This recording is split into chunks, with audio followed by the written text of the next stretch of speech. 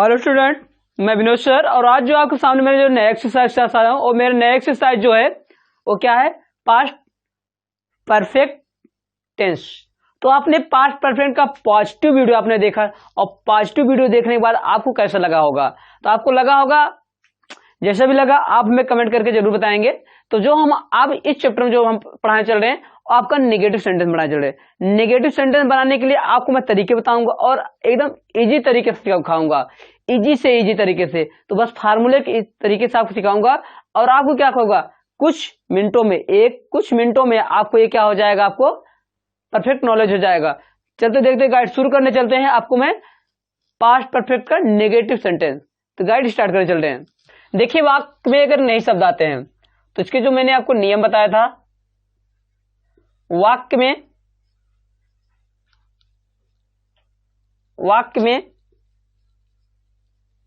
नहीं शब्द आ जाते हैं, नहीं शब्द आते हैं तो हम क्या करते हैं, शब्द आते हैं तो हम क्या रखते हैं, शब्द आते हैं तो क्या करते हैं, हेल्पिंग वर्ब। हेल्पिंग वर्ब के बाद, हेल्पिंग वर्ब के बाद हम नॉट का यूज कर देंगे, नॉट का यूज करते हैं। तो हम नॉट का यूज जो करेंगे तो हमने बताया था हमारे दो कंजक्शन होंगे। कंजक्शन जो हमारा होगा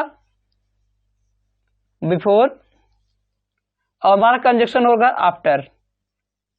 ये आपके दो कंजक्शन होते हैं। एक हमारा क्या होता है, प्रिंसिपल क्लॉज होती है जिससे हम क्या कह सकते हैं, उसमें पास्ट परफेक्ट टेंस का यूज पहले करते हैं। और जो दूसरा होता है हमारा सब ऑर्डिनेट क्लॉज होता है, मतलब एडवर्ब क्लॉज होती है, क्रिया विशेषण उपवाक होते हैं। तुम्हारे दो उपवाक होते हैं और हमको ये नहीं देखना, बिफोर और आफ्टर को ही आपको चॉइस करना पड़ेगा। और बिफोर आफ्टर को जब चॉइस करेंगे, अगर बिफोर में क्या होता है तो हम किसके बाद नॉट का यूज करेंगे, हैड के बाद नॉट का यूज करेंगे। और इसमें हम किसके बाद यूज करेंगे, डिड के बाद, सॉरी किसके बाद यूज करेंगे बच्चों, डिड के बाद, मतलब डिड नॉट यूज करेंगे। इसमें हम क्या यूज करेंगे, हैड नॉट यूज करेंगे। तो आप समझ गए होंगे तुम्हारे जो हेल्पिंग वर्ब हो गए दो, इसमें दो हेल्पिंग वर्ब चले, दोनों हेल्पिंग वर्ब साथ हम यूज करेंगे। जब हम अगर मेरे दो कंजक्शन, अगर हमारा बिफोर होगा तो पहले हैड नॉट के साथ, हैड नॉट के बाद लगाएंगे, ठीक है। अगर मेरा आफ्टर होता तो उसमें क्या है, डिड नॉट लगाएंगे। तो आपको गाइड समझ में आ गया होगा। दोनों जो हेल्पिंग वर्ब पढ़ाऊंगा तो आपको इसी फार्मूले तरीके से पढ़ाऊंगा कि आपको नेगेटिव सेंटेंस आपको अच्छी तरीके से आ जाएगा। तो नेगेटिव सेंटेंस क्या, इसमें देखो, इसमें जो हमारा होगा वर्ब की थर्ड फॉर्म यूज करते हैं, वर्ब की थर्ड फॉर्म प्लस ऑब्जेक्ट होता है हमारा इसमें। और इसमें क्या होता है, वर्ब की फर्स्ट फॉर्म होती है और हमारा क्या होता है, ऑब्जेक्ट सेंटेंस और उसका ऑब्जेक्ट होता है। तो ये देख लीजिए, इस तरीके से हम यूज करेंगे। तो हम यूज करने के तरीके बता रहे हैं।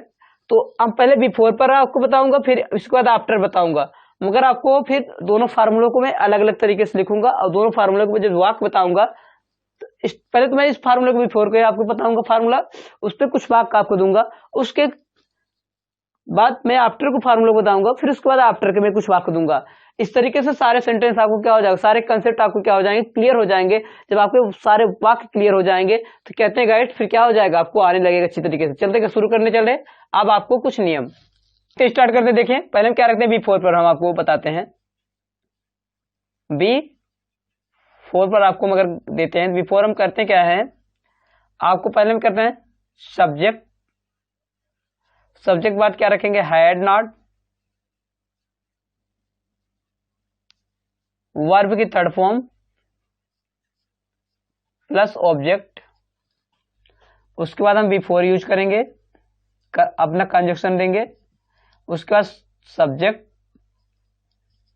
वर्ब की सेकंड फॉर्म प्लस ऑब्जेक्ट। इस तरीके से हमने क्या करेंगे, सारे रूल रखेंगे और रूल रखने के बाद आपको क्या हो जाएगा, सारा कंसेप्ट आपका क्या हो जाएगा, क्लियर हो जाएगा। क्विज गाइड्स फार्मूला आपके सामने है, इसे लिख देते हैं। माँ के खाना खाने, माँ के खाना खाने से पहले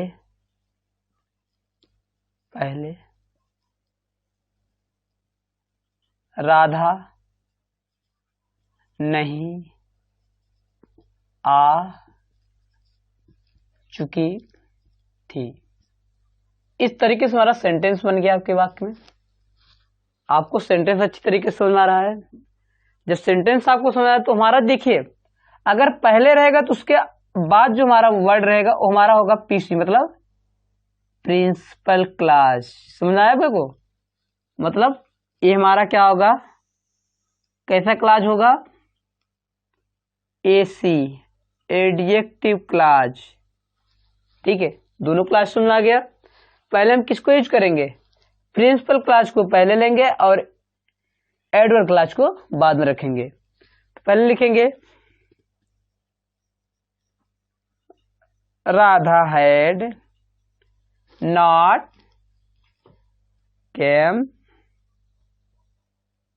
बिफोर, माँ के आने, सॉरी बच्चों, हैड नॉट केम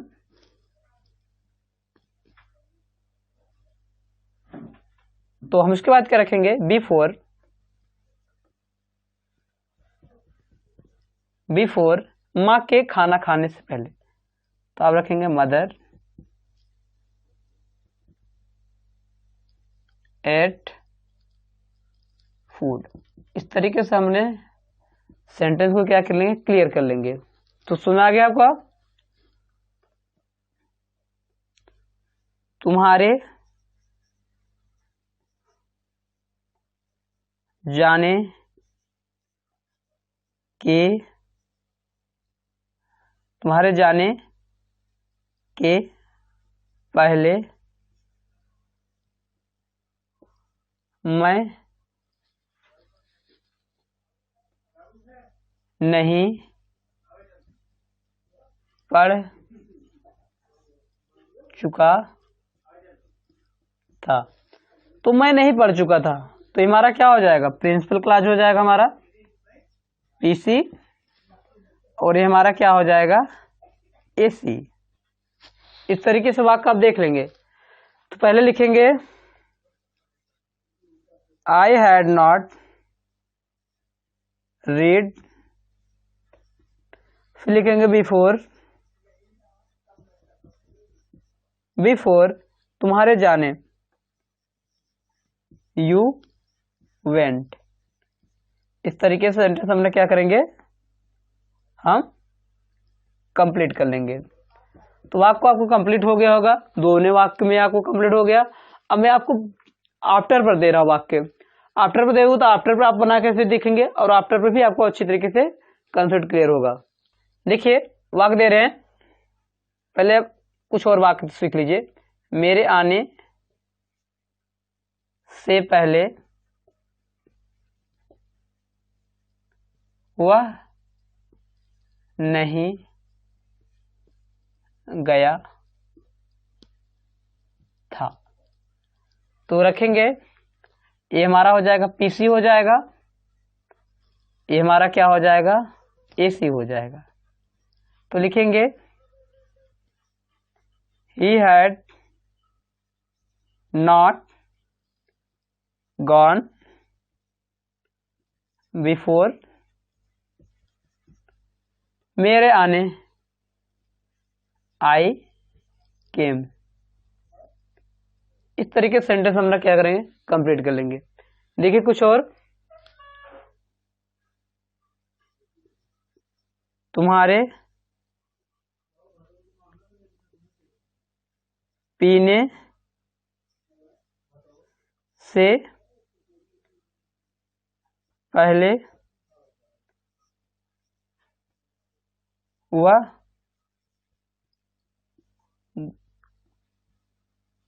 नहीं धो चुका था।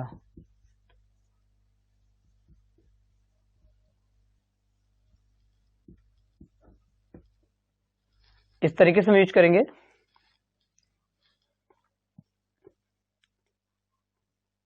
he had not washed before, तुम्हारे पीने से पहले। You drunk. इस तरीके से क्या होगा, आपका कंसेप्ट क्या हो गया, क्लियर हो गया। जब कंसेप्ट क्लियर हो जाएगा तो आप क्या करेंगे, सेंटेंस आपका परफेक्ट हो जाएगा। जब सेंटेंस आपका परफेक्ट हो जाएगा तो आपको सेंटेंस क्या हो जाएगा, आने लगेगा। तो अब मैं आपको आफ्टर के कुछ सेंटेंस बताने चल रहा हूं, देखिए। चल देखिए, फार्मूला आप लिखिए। फार्मूला हमारा क्या होगा, subject did not plus verb की फर्स्ट फॉर्म प्लस ऑब्जेक्ट, उसके बाद हम क्या करेंगे, आफ्टर कंजक्शन जोड़ेंगे। आफ्टर कंजक्शन जोड़ने के बाद फिर क्या करते हैं, सब्जेक्ट हैड, उसके बाद क्या करते हैं, वर्ब की थर्ड फॉर्म, उसके बाद हम ऑब्जेक्ट। ये हमारा फार्मूला कंजक्शन क्या होगा, क्लियर हो गया। जैसे लिखते हैं,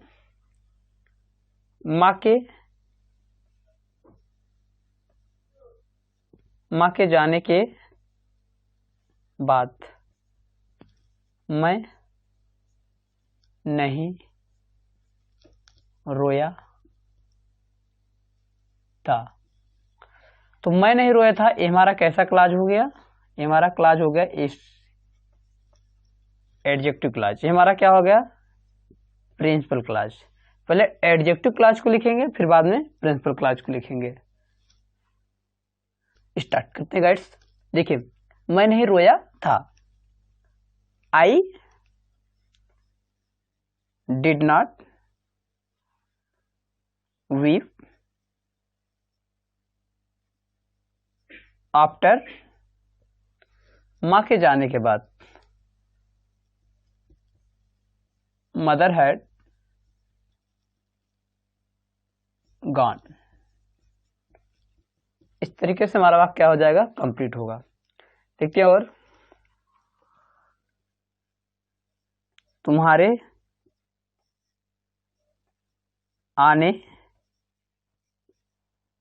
के बाद मैं नहीं खाना खाया था। इस तरीके से हमारा सेंटेंस होगा। मैं नहीं खाना खाया था, ये हमारा क्या होगा, एसी क्लाज होगा। ये हमारा क्या होगा, प्रिंसिपल क्लाज होगा। पहले हमने एडवर्ड क्लाज को पहले लिखेंगे, I did not eat food